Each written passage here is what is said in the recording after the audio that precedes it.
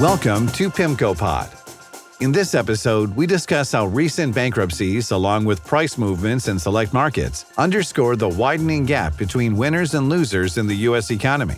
Stay tuned after the conclusion of the podcast for additional important information.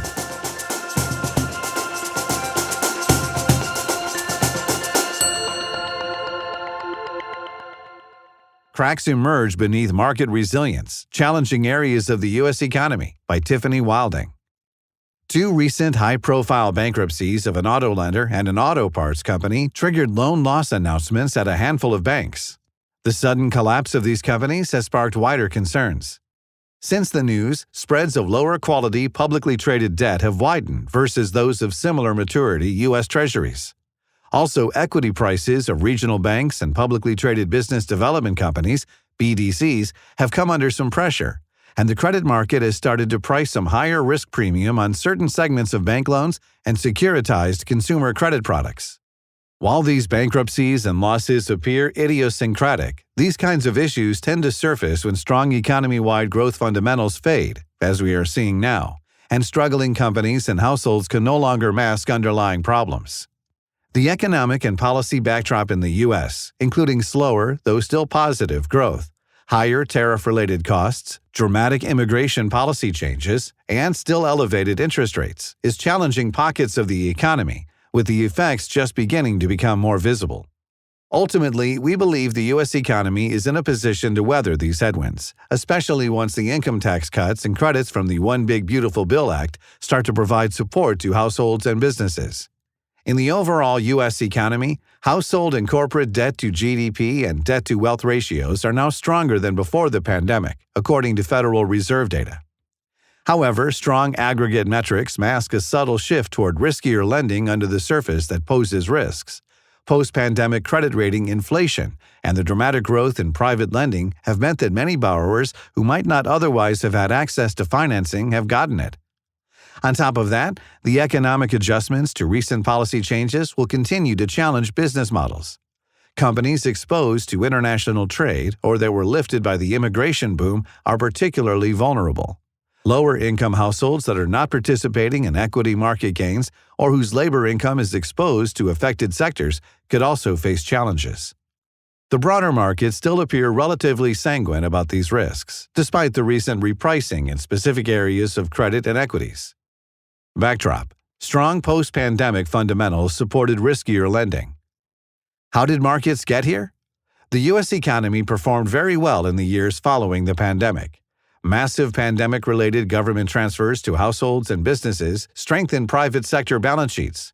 We also saw slower pass-through of higher interest rates to households due to a large pool of long-term fixed-rate mortgage debt, plus an immigration boom bolstering both the supply and demand side of the economy.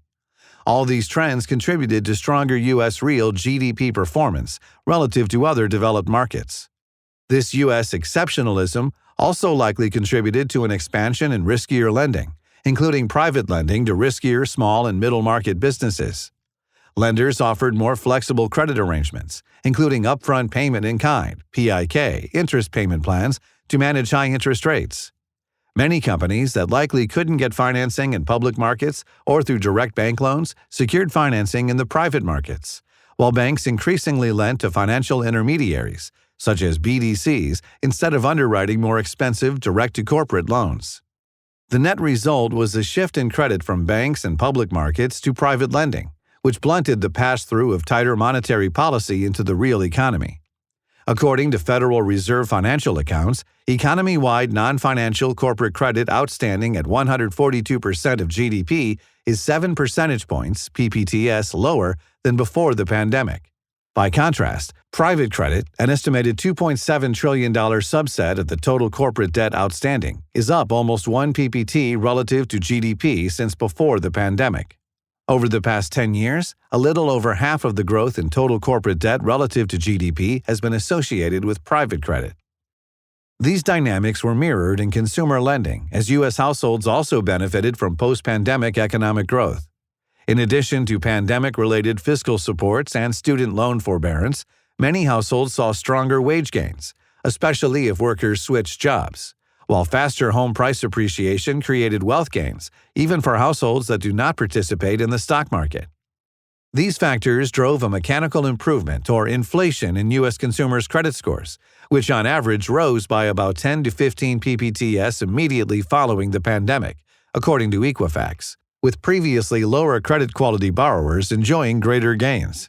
These inflated credit scores resulted in a shift toward riskier lending, despite lower aggregate household debt to GDP levels. Since then, delinquency rates for consumer credit products have risen, especially for 2021-2022 vintages issued at the peak of this improvement in credit scores. Policy changes create vulnerabilities. Over the past year, the post-pandemic U.S. economic exceptionalism has faded. Real GDP growth has downshifted from a 2.5% to 3% pace to 1.5% to 2%, according to the Bureau of Economic Analysis and our estimates. Material changes in trade and immigration policies are challenging many business models. As companies become convinced that tariffs, taxes, and immigration policies are here to stay, they'll likely adjust their strategies, some with more success than others. The recent high-profile bankruptcies and the timing of their collapse are consistent with this changing macro backdrop, although these cases were also allegedly exacerbated by inconsistencies in collateral accounting and pledges. One of the collapsed companies primarily focused on subprime auto lending to borrowers with short credit or no credit histories, and to immigrants who may have been affected by broader U.S. policy changes this year. Geopolitical uncertainty and headwinds from newly imposed tariffs were cited as challenges that contributed to the auto part firm's bankruptcy. At the same time, asset quality has come into focus in third-quarter earnings announcements when some banks reported losses relating to these two bankruptcies, as well as smaller issues of missing or mispledged collateral on commercial real estate and commercial and industrial (C&I) loans at a handful of regional banks. BDC equities have also sold off recently. Investors may be more concerned about the interest income generated by the underlying loans amid still elevated PIK interest expensing arrangements and expectations of lower interest rates. On top of this, prices of bank loans trading in the secondary market have started to diverge, with the auto and chemical sectors seeing more loans trading at distressed or discounted levels.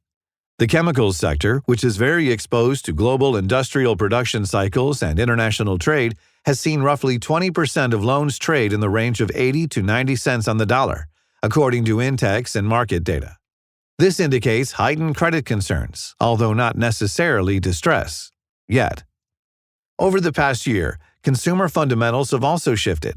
Although U.S. household balance sheets and aggregates still look very strong, the gaps between different household groups appear to be widening. Labor markets have cooled. Real labor income growth has decelerated to a roughly 1% year-over-year pace, and net hiring has ground to a halt, according to U.S. Commerce Department data.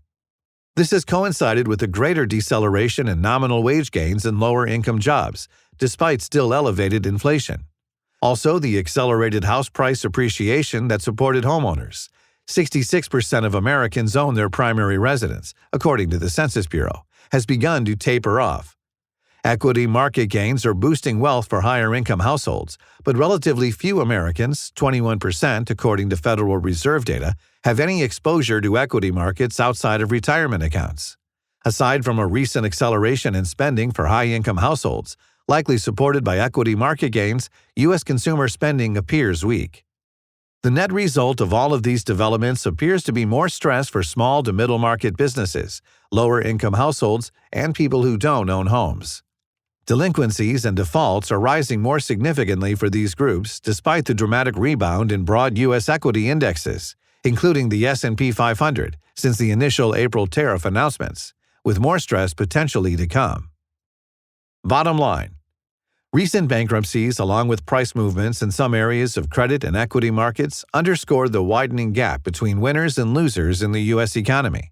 Although overall corporate and household debt outstanding as a percentage of GDP is lower today than before the pandemic, the mix of lending, which shifted away from banks toward non-bank and private markets with more lenient underwriting standards, creates vulnerabilities, especially amid macroeconomic adjustments likely to follow policy changes. While we ultimately expect the U.S. economy to strengthen next year, supported by offsetting tax breaks for some, macroeconomic shifts likely won't be painless for everyone. The pockets of vulnerability mean the outlook for the U.S. economy isn't without risks. Broader market pricing appears relatively sanguine about these risks. The S&P 500 is up 15% this year. Broader credit yield spreads over treasuries are still tight, despite some recent repricing. And the shortest-dated interest rates tied to expectations of the path of monetary policy price and very little risk that the Fed will need to cut interest rates more aggressively.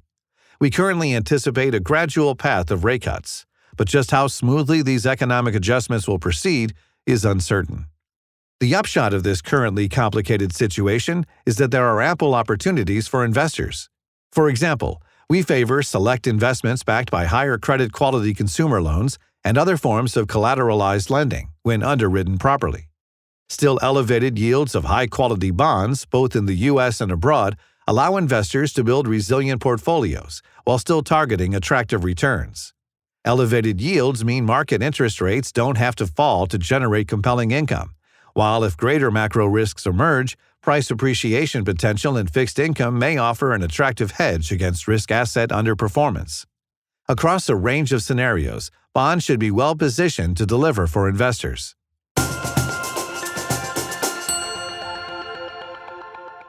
Thank you for listening. That was Cracks Emerge Beneath Market Resilience, Challenging Areas of the U.S. Economy. For future insights, please follow us on your favorite podcast platform. Macro Signposts highlights weekly takeaways from the data analysis conducted by our team of economists and other macro experts.